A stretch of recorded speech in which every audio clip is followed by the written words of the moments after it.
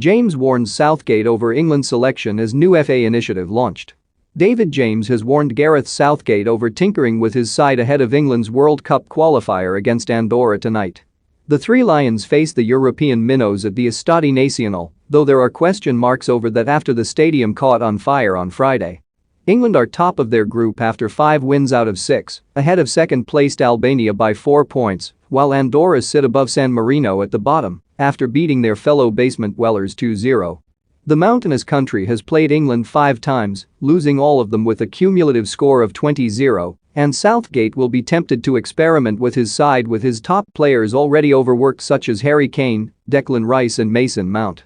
However, former England goalkeeper James has warned the 51-year-old about over-chopping and changing and told him to treat the opposition with respect.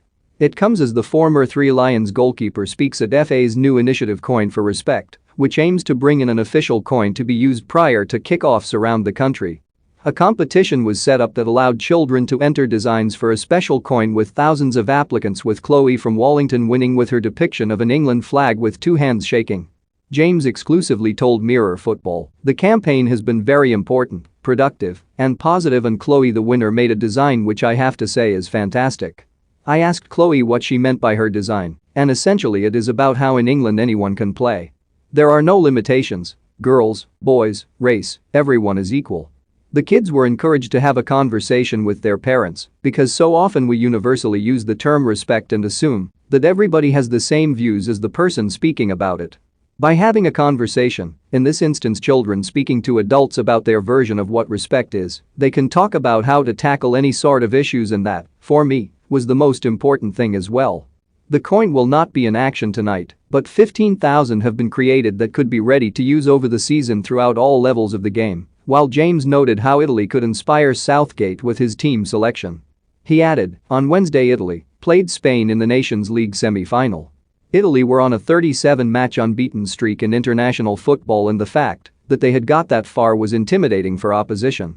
Obviously, the result went against them, but if you can put long unbeaten runs together, I am not a momentum fan, for the opposition, it becomes more of a challenge. I am not for one moment suggesting that England won't beat Andorra, don't get me wrong, but I think there is a way that we approach the game.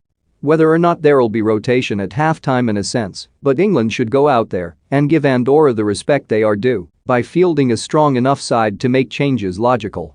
If you make massive changes early on, then it takes away from what England are setting out to achieve, and that is the world champions at Qatar." There have been question marks over the pitch that will be used, with Gareth Bale once remarking it was the worst one he had ever played on.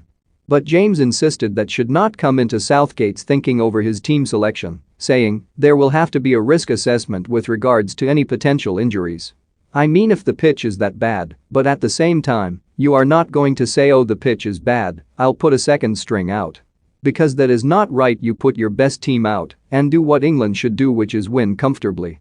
James has been working extensively in grassroots football over the past 18 months after a short stint in management in India.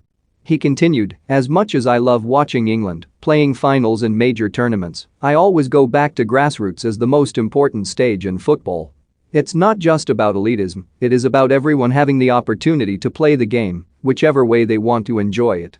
The Respect campaign isn't just aimed at kids who want to be the next